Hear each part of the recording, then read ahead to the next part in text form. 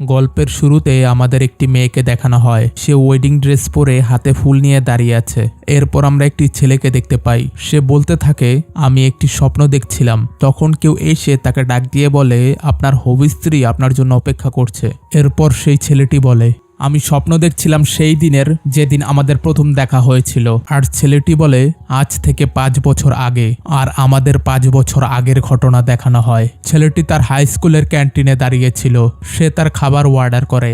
আর সে তার খাবারগুলো নেয়ার পর সেগুলোর প্রাইস হিসেব করে বলে, এই কম্বোটা বেশ সস্তা আর এর সাথে তো পানীয় ফ্রি পাওয়া যায়। সে খাবার নিয়ে যাচ্ছিল, তখন সেখানে থাকা বেশ কিছু ছাত্ররা তার সম্পর্কে নানান রকমের কথা বলতে থাকে। তারা বলে, ওই যে দেখো টপার, সবসময়ের মতো একা একা বসে খেতে যাচ্ছে। কিন্তু সেই ছেলেটা তাদের কথার পাত্তা দেয় না। সে হাসি মুখে সেখান থেকে চলে যায়। এরপর যখনই সে তার প্লেটটি তার টেবিলে রাখতে যায়, সেখানে অন্য আরেকজন তার প্লেটটি সেখানে রেখে দেয়। তখনই সে দেখতে পায় সেটি একটি মেয়ে।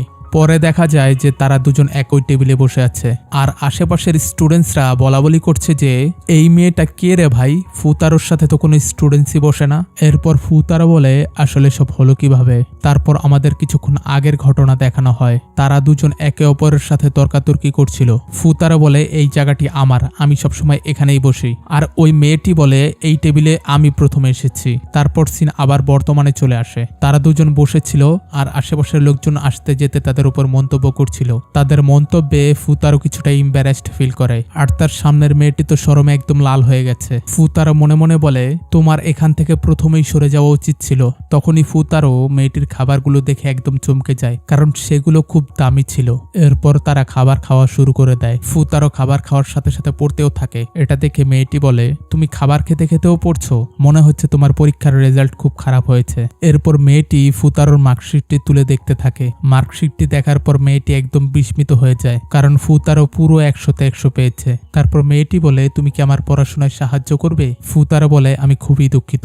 এটা বলে সে ওখান থেকে চলে যেতে থাকে। কিন্তু সেই মেয়েটি তাকে থামিয়ে বলতে থাকে, যদি তোমার আরো খাবার প্রয়োজন হয়, আমি তোমার সাথে আমার খাবার শেয়ার করব। তখন ফুতারো বলে, তুমি অনেক বেশি খাবার খাও, খেতে খেতে একদিন বেলুনের মতন না হয়ে যাও। এ কথা শুনে মেয়েটি লজ্জা পেয়ে যায় আর বলে, তুমি তো অনেক খারাপ একটি ছেলে। এরপর ফুতারোর ফোনে তার ছোট বোনের একটি মেসেজ আসে। ফুতারো টয়লেটে বসে তার বোনের সাথে কথা বলতে থাকে। ফুতারোর বোন বলে, বাবা তোমার জন্য একটি কাজ পেয়েছে। কাজটি হলো তোমাকে একটি মেয়েকে পড়াতে হবে, যে কিনা তোমার ক্লাসে পড়ে, আর তার নাম হচ্ছে নাকানো ইৎসুকি। এই কাজের জন্য তোমাকে 5 গুণ বেশি টাকা দেওয়া হবে। পরের সিনে দেখানো হয় সেই মেয়েটি ফুতারোর ক্লাসে এসেছে। আর তাদের ক্লাস টিচার বলে, এই মেয়েটি এই ক্লাসের নতুন একজন ট্রান্সফার স্টুডেন্ট। এরপর সেই মেয়েটি তার নাম বলে ইৎসুকি নাকানো। এরপর সেই মেয়েটিকে দেখে ফুতারো চমকে যায় আর বলে, এই মেয়েটি এখানে, আর এর নাম কি সত্যি ইৎসুকি নাকানো? অন্যদিকে ক্লাসের সবাই বলাবলি করছিল, মেয়েটা তো বেশ কিউট। তারপর ফুতারো তার সাথে কথা বলার চেষ্টা করে, কিন্তু ইৎসুকি তাকে একদম পাত্তাই দেয় না। তো ভিউয়ার্স, পরবর্তী পর্বগুলো দেখতে